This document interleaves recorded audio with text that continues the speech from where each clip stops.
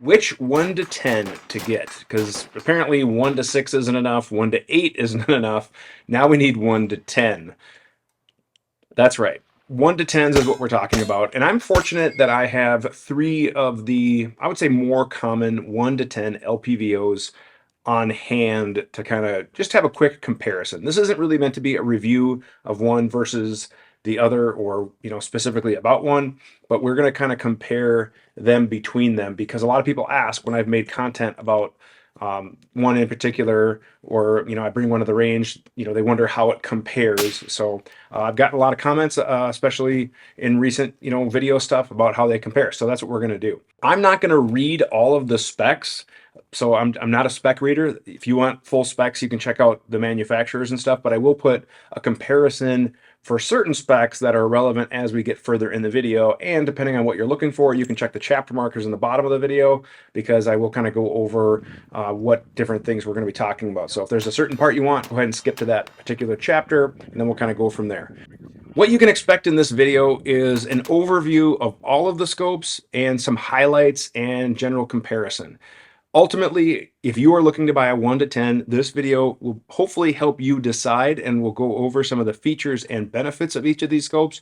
But I'll be upfront with you, I'm really not going to tell you that you need to get this specific one, because there are pros and cons to each, and there's no free lunch. There's trade-offs, whether that be price, optical quality, turrets, reticle, other features, and that's what we're going to get into as we kind of get into the video more in depth. Again, check the chapter markers. I'm going to tell you the bottom line up front with 1 to 10 LPVOs is you really do get what you pay for. Glass quality is the nicest on the Vortex, then the EOTECH, then the Atibal, and that's what I have here. Now, what's missing, I believe the only one that I'm really missing is the March, and I just don't have access to it. I have a limited budget on what I'm able to get, and in fact, the EOTECH is a sample that I have to send back actually today. The Atibal, I did buy at an industry discount, and the Vortex I did buy at an industry discount. So that is that. And if I had the budget, I would probably buy the EOTECH as well. But I just, expenses are what they are right now, and I'm trying to keep the lights on. So there we go. Let's get into it real quick. What we're going to talk about first is an overview of each particular scope, what I like, what I don't like. After we do the overview, we'll kind of get into, really what you're getting for each price tier, because that really is what it comes down to. So just starting with entry-level pricing, we are going to start with the Atibal. My particular version is the older reticle. I believe they have a new one called the XV2, which does look better on paper, but this is the older one. Pricing on these guys is right around 800 bucks. Obviously, then you need a mount. What is great about the Atibal is it does use a 35 millimeter tube, and it does then have a 30 millimeter objective, meaning that out of all three, the exit pupil is the largest, and arguably it's a very generous eye box. You can easily get behind this scope because of that large objective lens. So that is great. One thing I really did like on the Atibal was that. Now, 35 millimeter mounts are starting to become much more common. Vortex Razor Gen 1, Loophole Mark 5, and now this Atibal. And there might be a few other scopes that use 35 millimeter tubes, but it's not as rare and unique as it once was. So finding 35 millimeter mounts and rings really isn't a big deal. Now, as far as glass quality is decent. I will say that after about 6x magnification, I do notice the dimming a little bit more than compared to the other ones, but glass quality is pretty decent, especially for that $800 price point. Now, things I generally like is it has this large throw lever, makes it really easy to grab onto and adjust from 1 to 10, so no issues with that. In fact, even with gloves or whatever, it is really no big deal doing that. Now, it does come with these covers that I'm kind of trying to keep out of the way. But the covers are really inexpensive, and they're kind of flimsy. So, whether you want to upgrade these later or just kind of run with them until they break, certainly up to you. I'm just going to set them aside for now. But again, I do really like the throw lever. Things I don't like overall about the scope are the large exposed turrets. Generally speaking, I'm not going to be dialing with an LPVO. Now, what I do like is that they are locking, so we can't, bump this or whatever. So in order for us to adjust it, we do have to lift it up. The turrets, there's a little bit of mush in there. I mean, it's audible. It's okay. It's not the best turret out there, but again, we're not talking about a super high-end scope here too. We're talking about an $800 street price. So I think we have to be realistic on what we expect. So yes, there is a little bit of sponge in there where you can kind of feel that detent. It's not super crisp, and then you do press it down to lock it and it holds in place. But they are kind of large, they are kind of tall, and like I said, for most things LPVO that I'm doing, I really generally don't touch the turret, so that's kind of a turnoff for me. Likewise on the windage, one thing I noticed right away is it does have a 0, and then if we pull, there we go. If we pull out and I dial 1, but then if I go the other way, I'm actually at 5, which is weird. So it should say like 1L, 1R, that type of a thing. So I think the laser engraving on the windage turret could be better. And again, it's large, so it's going to add a little bit. I can't think of a time I've ever really wanted to dial wind on an LPVO. So I don't really use that a lot. As far as illumination, the battery compartment and the illumination, and it does have a 0 in between, which is great. Now they advertise this as daylight bright.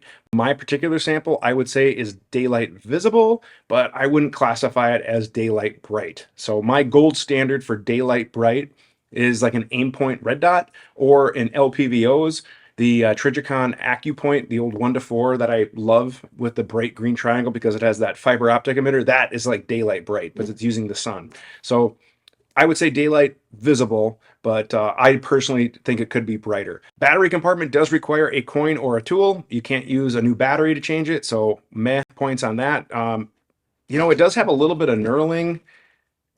I don't know. Maybe if you didn't tighten it up super, you could try to change the battery without a tool, but it's definitely kind of implied that you should use a coin slot or a tool there. So again, I hate it when I have to use tools on battery caps, so I don't particularly like that on the Atibal. The reticle, again, I have the original version.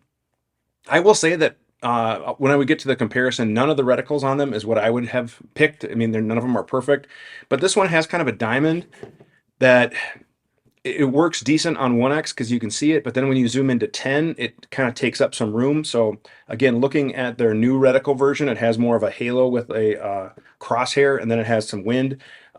Again, we're not really holding for wind with LPVO, so I think the reticle and the new one, maybe it looks a little busy, but I haven't seen it in person, but I wouldn't mind. But I definitely like it on paper better than this version, because this reticle just, it didn't quite do it for me. It's not bad, but when we're starting to increase magnification, it just gets a little, distracting because it's just kind of there. But that is what it is. I mean, reticle is always going to be subjective, and that's just my opinion. But that is the Atibal, just kind of a quick overview, what I like, what I didn't like. And obviously what I like is that you can get into a 1 to 10. So maybe you're a predator hunter, maybe you're looking for something for the AR with a little bit more magnification, and you're not going to break the bank, and you're still going to get a pretty decent scope. Moving up is the EOTECH Vudu 1 to 10. And I like I said, this is a loaner.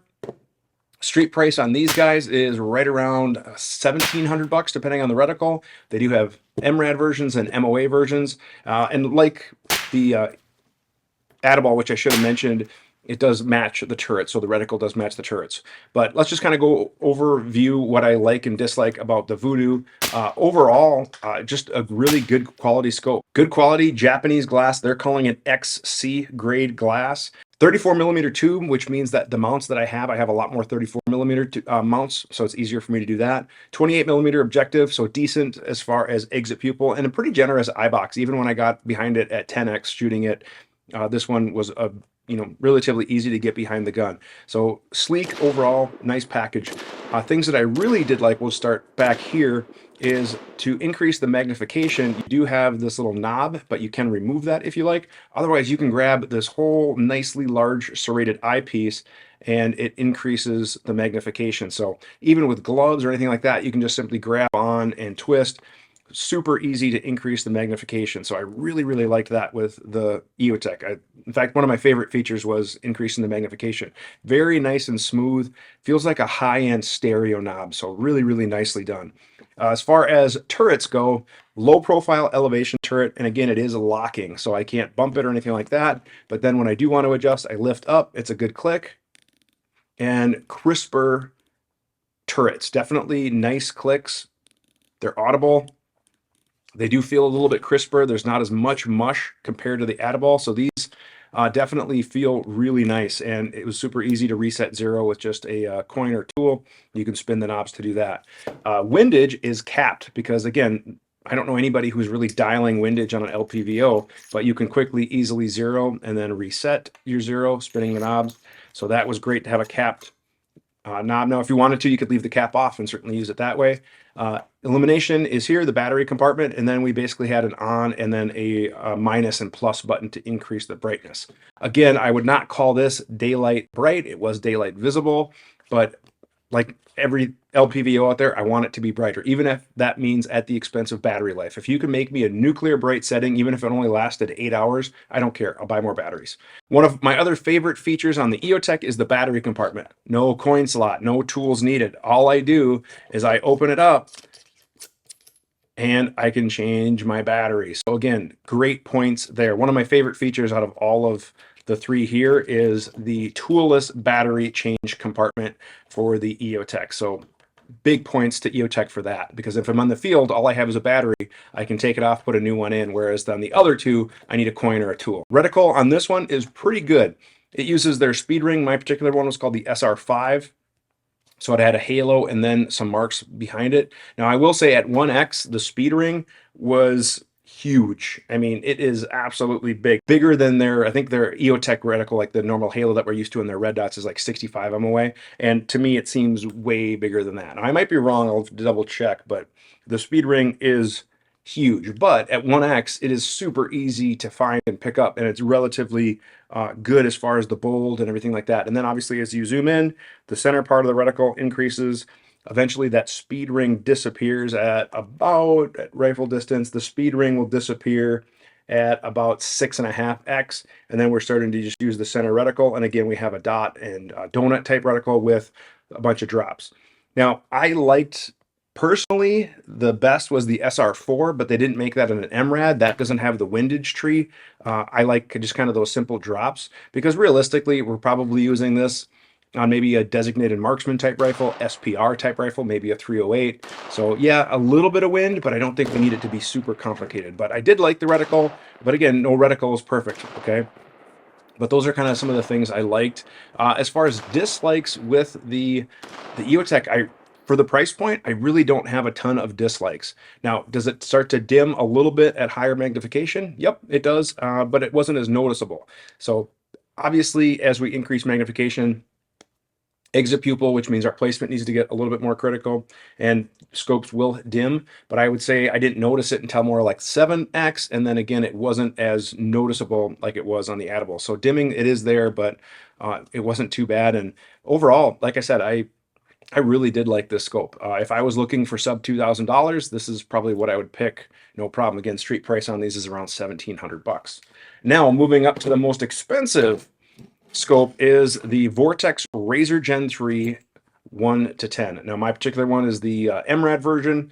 This is the most expensive of the bunch. Street price on these guys is going to be anywhere just over $2,000 to about the mid 2,000, depending on where you get it. They have a US assembled version and then the Japanese assembled version. I believe mine is the Japanese assembled version. Now, things I liked and disliked. 34 millimeter tube, which is great. However, the objective lens is actually only 24 millimeters. So exit pupil on this guy was definitely a little more picky. Not to say that it was hard to get behind it, but at 10x, you had to really make sure that your placement is critical, especially in low light situations, because that exit pupil was smaller. So of the three, even though this one is the most expensive, it had the smallest exit pupil, and I think it required the most critical cheek placement on 10x. So that is something to consider right off the bat with this guy. But it has that great Vortex high-end made in Japan glass. So of the three, this has the nicest glass, but you know what? It should, because it's also the most money. Like it or not is the color. Here's the deal. With a Vortex Razor, you can get it at any color you want as long as it is their brown. Vortex brown. I know they call it like something funny. What is it called? Shadow? Yeah, they call it shadow something or whatever. But whether you like brown or not, that's just what it is. I would wish that they would come out with a black version. If they came out with black versions, they would sell a ton of them. I know they would. But that's kind of their unique signature. So color is what it is. The Vortex has capped turrets on the elevation and windage. So you have to take these off, and they are knurled, so you can quickly adjust. However, they are not locking. So once you have the caps off, they could get bumped if that's how you're going to choose to run it. But as far as clicks and turrets, audible and really crisp. These are nice turrets, arguably the nicest out of the three, but again, it's the highest end scope, so they should be. And then the windage turret is pretty much the same way. Nice crispy clicks, good turrets. So no issues. They all are 0.1 MRAD, so no issues there. As far as illumination goes, we do have the 2032 battery on the slide. Need a tool to swap the batteries, which again is lame. And of course, you can't use another battery because it's a coin slot. So lame-o points there, requiring me to keep a coin or some tool around. Now, as far as the illumination, it is locking, so I'm not going to bump it. I do have to pull it out. And then we do have off settings in between. Now, of the brightness, this is probably the brightest at 1x. It's the most red dot like, but I would say, again, it's daylight visible, not daylight bright. But with their reticle, as you zoom in, that dot was what you see at 1x is starting to come into more of a ring than at 10x. So this is probably the most dot-like. So when we're at 1x, all you basically see is some German-style crosshairs with a red dot in it. And if you don't have the illumination on, it is tough to see in the daylight. So if I just had this, at 1x, no illumination, it is faint, so all you're seeing is those three bold lines. So you definitely have to have the illumination, which that is just what it is. There's no free lunch with these, but reticle is still pretty good. As far as making your adjustments, it does come with this throw lever. Now, I had this on a bolt action gun, so that's why I had the throw lever up here so I could run the bolt. You can obviously adjust this to be more of a 180, but I kind of had it down here. Now, you can't just grab the whole thing and move it like on the other two. So you do have to use the throw lever. Throw levers have, pluses and minuses. Some people like them. Some people think it's an add-on. So that just is what it is. But that is what you're using with this guy. Then it does have a pretty generous quick adjust eyepiece that the other ones have as well, which I don't think I went over, but it's no big deal once you get it set up. So that is a quick overview of the Vortex. All right, now looking at all three of them, they are all three about the same weight. They're all just over 20 ounces. I'll post the weights over there so you can compare. Now, keep in mind that's going to be the weight without a mount. Then you add a mount. And I have different mounts on all of them. I have a Bobro mount on this guy. I have a Midwest Industries quick detach mount on this guy. I have a JP mount on this guy. They all have pros and cons. Maybe we'll do a separate video on optic mounts because there's things I like about all of them. As I'm starting to buy more optic mounts, I'm starting to get away from the QD optic mounts just because I don't really find myself needing to quickly detach a scope in the field. So if I need to swap it, I can grab a toolkit or whatever. But usually once I have a scope set on a rifle, now I'm running offset red dots as my backup. It just kind of is what I'm running. So these more sleek optic mounts like from JP, Midwest makes one without quick detach. Guys, there's a ton of other ones that are really, really good. But keep in mind, you'll have to add that. And that can be anywhere from 6 to 9-ish ounces depending on the optic mount that you go with. So these are all a little bit heavier than other LPVOs. And as far as length goes, the EOTECH is the longest. Again, not that big of a deal. Otherwise, they're all generally pretty close in size comparison. 34 millimeter tube, 34 millimeter tube, 35 millimeter tube, like we talked about earlier. But as far as you're not going to gain a huge weight savings with one versus the other. They all take 2032 batteries. Battery life, I've never really drained a battery on all of them with specific scientificity. That's not a real word, but I don't have a realistic gauge to tell you that this one lasts this hours, this one lasts this hours, etc. I can tell you that I've used them, and after I've used them, I've noticed that eventually the batteries go dead, so I put a new battery in. But I didn't really notice one had a huge battery drain more so than the other, because sometimes I would be out in the daylight bright, so I'd have it cranked on, and other times it was more overcast or whatever shooting, so I wouldn't have it as bright. So I don't really have a good battery life comparison. Looking at all three, if I had to pick just one, that would be a tough call. But in reality, bang for the buck, I'm probably going to go for the EOTECH from a use perspective because it doesn't have a tool required for battery. $1,700-ish is a pretty good price point. Reticle is pretty solid. Performance is pretty solid. Glass is pretty solid. All in all, I think this is probably my favorite for some of those reasons. If I was looking for strictly the best glass, it is the Vortex. So I have no problem having them both because, I like having stuff around. And like I said, if I had the scratch right now, I would buy the EOTECH. But the Vortex is definitely no slouch. And I know that it has the best glass on the table, even though it does have the smallest objective lens, which means that my eye box is going to be a little more critical, especially at higher magnification. Now, if you're looking to get to a higher magnification, but you're limited on a budget, then obviously the entry-level version is going to be the Atibal. Like I said, the things that I didn't like about it were the turrets and some of the other stuff that I talked about earlier. Which one is right for you? Well, that's going to depend on not only your budget, but also your needs. Now, if you are going to be using this all the time, this is going to be on your primary rifle. You have one rifle and you want it to do everything and you want to put as much money into it, then I would say you look at probably one of these. But maybe you have a rifle that isn't going to get used as often. It's your coyote gun that you only use, a certain season, or maybe you're going to put it on a rimfire gun, or, you don't use that gun as much. It's okay to maybe save a little bit of money on the Atibal, which is still a very nice scope and very capable.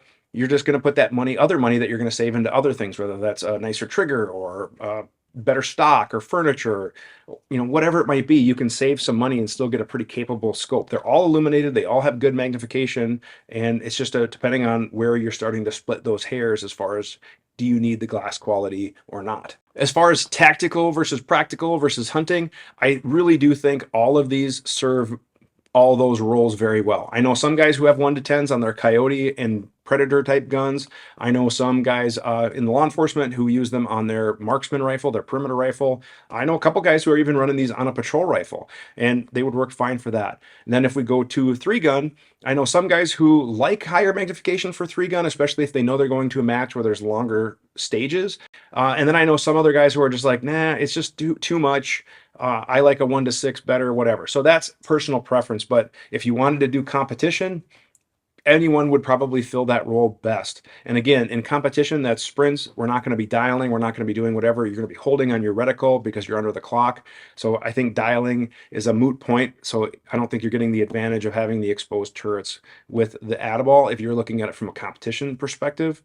And then as far as, let's just be honest, a precision rifle, you're not going to be putting a 1 to 10 on a precision rifle. I really see you putting a 1 to 10 on that Predator rig, on, maybe a 308 AR, something like that. So you have to be realistic of your use. None of these are going to be going on a 1,000-yard gun. Now, can you shoot out to 1,000 yards with any one of these scopes? Sure, you absolutely could. And I know guys that have shot out to 1,000 yards with ACOGs at fixed 4 power magnification on a 308. And I've also, we've tried it with a 1 to 4. Actually, it was 1 to 6 that I had on my AR 308. And we got it there. We were able to walk it in and figure it out. But that was a huge piece of steel at 1,000 yards, and wind was atrocious. So those are all things to keep in mind. Let's be realistic about what your expectations are for your gear. That is 1 to 10 comparison. I have more time with the EOTECH and the Razor than I do the Atibal, and it's not a diss on any one versus another. It's just kind of how it worked out with drills and range time and schedule and things like that. So if you have any questions about these, don't be afraid to drop a comment. If you want to know how it compares to something else, I am an LPVO junkie, and I will be upfront with you. I don't know that everybody really needs a 1 to 10 scope. I just don't think that 1 to 10 is solving that many problems for the trade-offs, particularly with that front focal plane reticle that has to go from super, tight to super big, depending on the design. A lot of people, I think, are very well served with a high quality 1 to 4 or 1 to 6 scope, and that's my opinion, and I'm sticking to it. Now, I own at least a dozen other LPVOs, so if you are wondering how these compare to something else, drop a comment. There's a good chance I either have it or have experience with it, and I'm more than happy to answer that. Speaking of questions, if you have a question firearms related, whether it's LPVOs or otherwise, drop a question to the email address shown below. That is theqa@gunsandtactics.com. At the end of the month, we have a live show where we answer your questions. You can see when that is on our Facebook page, YouTube, but it is the last Monday of every month. In the afternoon, we go live on YouTube and we answer your questions. We give away prizes, all that fun stuff. If you like the content, please like, share, subscribe. If you want to support the channel, the best way to do so is through Patreon. We are adding more discounts, coupon codes, and benefits for Patreon members. As we start to grow that, we'll also have an exclusive Patreon QA and stuff, so you can support us through Patreon. Thank you guys very much for watching, and have a great day.